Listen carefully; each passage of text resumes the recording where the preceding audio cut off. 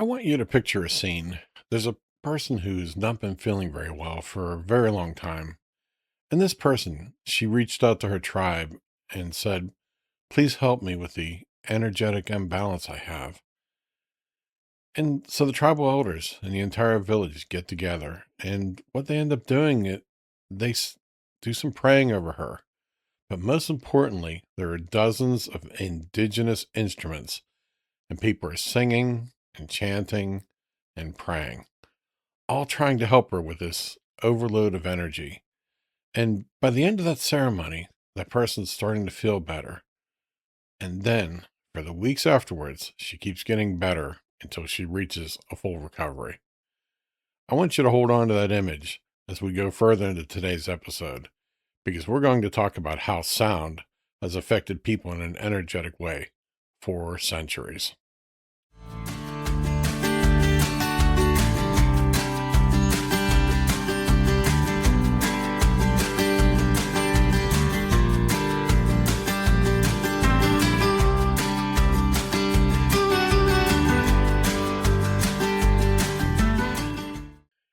Have you ever thought about how sound and frequencies can have an effect on you and your life force?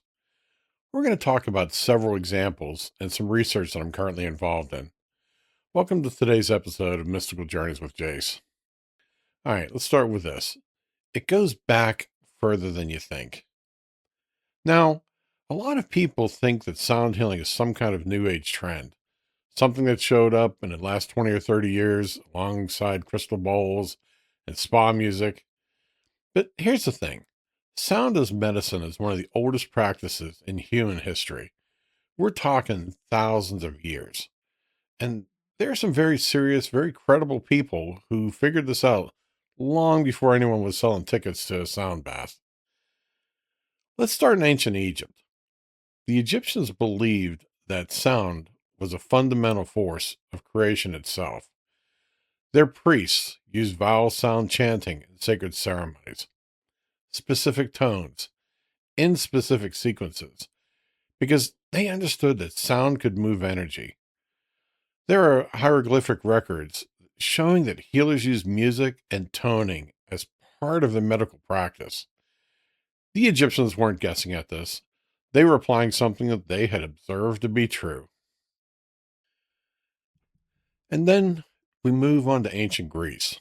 And this is where it's going to get really interesting, because now we've got some names you probably recognize. Part two: Pythagoras, Plato, and Aristotle, the philosophers of sound. Pythagoras, yes, same guy from your geometry class. He's one of the first people in Western history to document the relationship between sound, mathematics, and healing. Around 500 BC, he developed what's called musical medicine. He believed that the soul fell out of harmony and that specific music intervals could restore it. He would prescribe certain melodies to his students, the same way a doctor today would prescribe medication. He called it harmonics. The idea that everything in the universe, including the human body, vibrates at a specific frequency, and that music could bring those frequencies back into alignment. Pythagoras also discovered the mathematical ratios between the musical intervals, the octave, the fifth, the fourth, and he called these the music of the spheres. He believed the planets themselves were vibrating and producing a kind of cosmic harmony that was constantly influencing life on the earth. That's not just philosophy. That's a man saying sound is fundamental to the structure of reality. Then there's Plato. In the Republic, Plato wrote that music was not just entertainment. It was a moral and spiritual force that shaped the character of individuals and entire societies. He said, and I love this quote, music gives a soul to the universe, wings to the mind, flight to the imagination, and life to everything. Now, Plato was very specific about what kinds of music should and shouldn't be listened to. He understood that different frequencies and modes had different effects on the human psyche. Certain musical modes, he said, promoted courage and clarity. Others promoted laziness and moral weakness.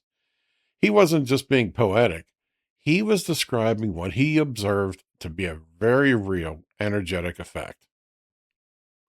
And then we have Aristotle, who took a slightly different but equally powerful angle.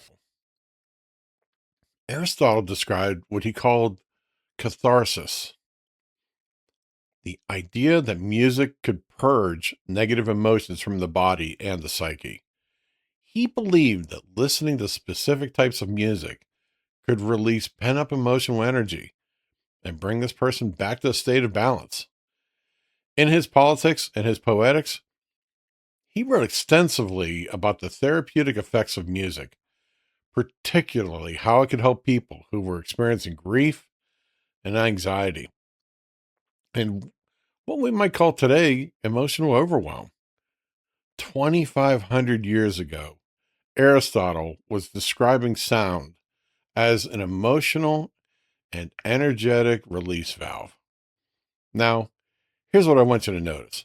These three men, Pythagoras, Plato, Aristotle, they were the intellectual giants of their world. They were not just fringe thinkers. These were the people that the entire Western philosophical tradition is built on. And all three of them took seriously the idea that sound is medicine. That should tell you something. Okay, next section. Other voices across the centuries.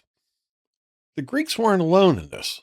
Across the ancient world, cultures that had no contact with each other were arriving at the same understanding. In ancient India, the Vedic tradition had developed a complete system of sound healing called Nada Yoga, the yoga of sound, going back at least 3,000 years. The Vedas describe how the universe itself was created through sound, through what they called the primordial vibration of Om. The ancient physician Charaka, writing around 600 BC, he documented the use of specific ragas, musical scales, to treat physical and emotional illness. Different ragas were for different conditions, different times of the day, different seasons. There was an entire science built around it.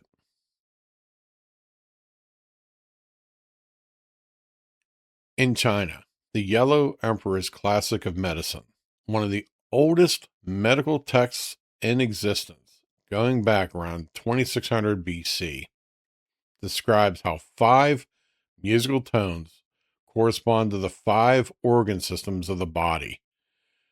The ancient Chinese understood that specific tones could stimulate or calm specific organs and energetic pathways.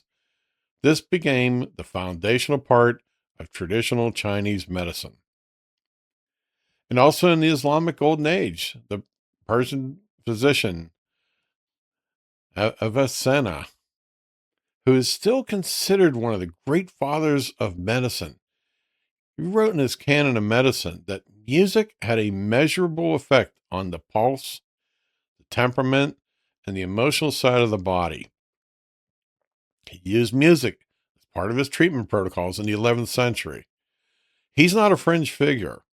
He's someone who shaped the entire course of medical history.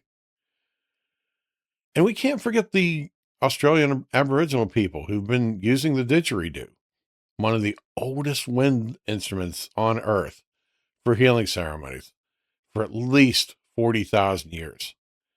Modern researchers have now documented that the sound frequencies produced by the didgeridoo align closely with what we call today infrasound.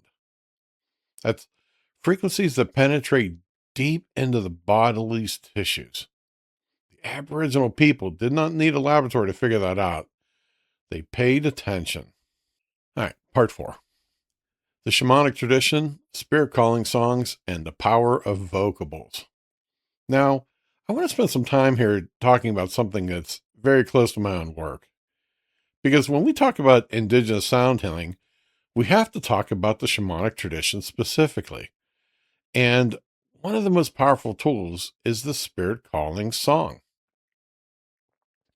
In shamanic traditions across North America, Siberia, Central Asia, and South America, the shaman has what is called a personal power song. Sometimes it's called a spirit song or a spirit calling song. This is not a song that you learn from a book or memorize from a teacher. This is a song that comes to you. It might come in a dream, during a vision quest, or in a deep ceremony. It's given to you by the spirit world itself. And once you have it, that song is your direct line of communication to your helping spirits. The shaman uses that song to call in their spirits, to open the channels of communication between the ordinary world and the non ordinary world. The song literally changes the energetic field. It shifts the frequency of the space around it. And within that shifted frequency, healing can happen in ways that have nothing to do with the physical body in any conventional sense. Now, here's where it gets fascinating for a lot of people who come from the outside the indigenous world. If you've ever been to a powwow, and I hope many of you have, you've heard vocables. Vocables are the sounds you hear the singers are using that are not recognizable words in any language. You might hear something like hey hey hey oh, things like that, or sounds that are just repeating patterns, but don't translate into anything you'd find in a dictionary. A lot of people outside the tradition assume they're just filler sounds, like musical syllables without meaning. But that's not what's happening at all. Vocables carry vibration and spiritual meaning that operates outside the verbal language. They are direct transmissions. These frequencies that bypass the thinking mind and go straight to the energetic and spirit body. The elders I've sat with over the years have been very clear about this. The vocables are the language of the spirit world. You're not supposed to translate them. You're supposed to just feel them. When those singers are gathered at the drum at a powwow, they're all singing together. What you're witnessing is a collective act of sound medicine. The drum itself, which the indigenous traditions often call the heartbeat of the Mother Earth. It's holding a steady pulse that entrains the nervous system. And the voices layered over top of that drum, those vocables, those spirit sounds are doing something to the energy field of every person in that circle, whether these people understand it intellectually or not. I've been in ceremonies where someone comes in carrying a lot of pain, physical, emotional, spiritual. By the time that the singing is over, something has genuinely shifted. That's not just a placebo. That's the sound doing what it's always done in the hands of people who've understood its power for thousands of years. All right, next section. What modern science is finally starting to confirm. Now, I'm not someone who needs science to validate what I've witnessed in ceremony, but I do think it's worth knowing that the modern research is starting to catch up to what the ancestors already knew. One of the people I'd like to highlight here is a man named Don Campbell. If you've ever heard of the Mozart effect, that's his work. In 1997, Don Campbell wrote a groundbreaking book called The Mozart Effect, where he pulled together a massive body of research documenting how music, and specifically kinds of just classical music, could enhance cognitive function, accelerate healing, reduce stress, and support people recovering from strokes, learning disabilities, and emotional trauma. He wasn't a French teacher. He was a serious music educator and therapist who spent just decades applying sound internationally in clinics, therapeutic settings. But here's a piece of his work that I find particularly compelling, and I think you will too. Don Campbell drew attention to something that researchers had been quietly noticing for years. Symphony orchestra conductors live unusually long lives. We're talking consistently until their 80s and 90s, well beyond what you would expect statistically. And the question everybody started asking was, why? Think about what a conductor actually does. They stand at the front of a room full of live music for hours at a time, their entire body engaged, arms moving, breathing deeply and rhythmically, completely absorbed in sound. They spend their entire professional lives in an intimate relationship with music, decade after decade.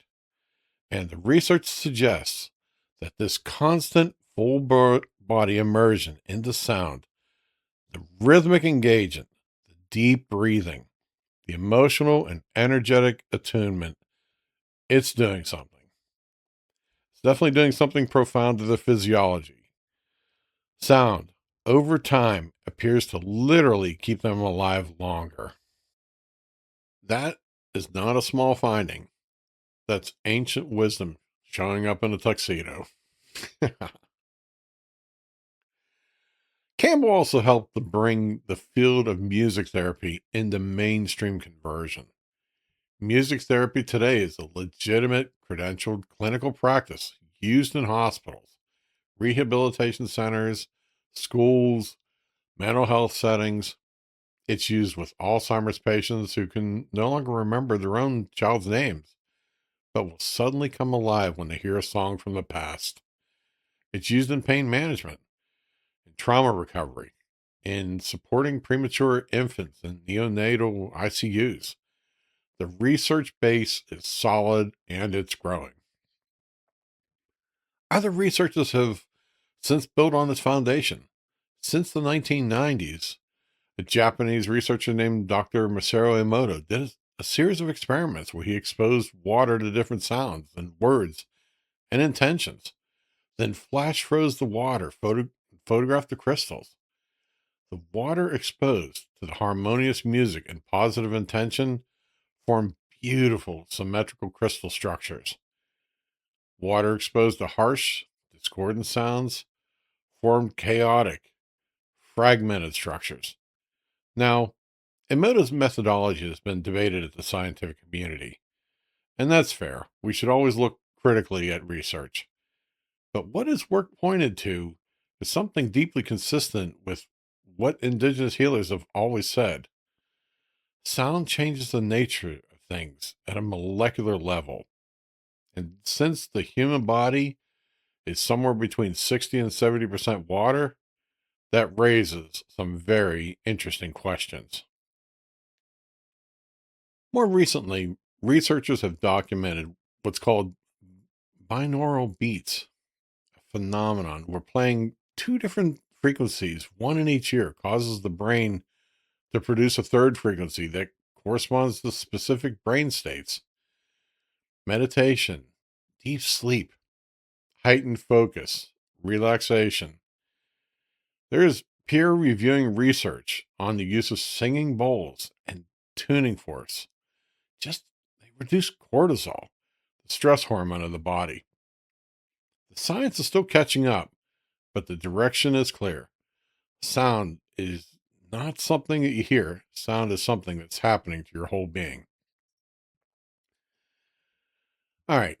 Well, let me talk a little bit about the research I'm working on. About 20 years ago, I got involved in doing some research on sound and its effect on people. And the reason I got into that research was basically from many of the things I'd talked about up above. I always was very fascinated by the sound and its effect on people. Some of the research I got started on has to do with analyzing a person's voice. And when you analyze their voice, it can show you different things that are definitely going on in their body. Most people never take a look at that. Your voice is a reflection of what's going on with you. Your voice can be similar to acupuncture or kinesiology, things like that, because it can give a reflection to this. Now, I've met several people over the years who've done this research, and I do mean probably about 8 or 10 of them now. And pretty much all of them, they've all talked about the same thing. Your voice contains all of the tones that you need to help your body. And when these tones that your voice isn't producing, it can actually create disharmony in a person's body. If you've ever noticed, and I'll use a famous person as an example, there was a public speaker who commented a lot on politics. I remember the day that his voice had suddenly changed. Now, don't get me wrong, I didn't listen to him too often, but I've always had a really good ear for remembering people's voices. And one day, his voice had changed in such a drastic way. He dismissed it. He argued with all of his listeners. Well, guess what? About 6 months later, he ended up passing away. And yes, he died of cancer.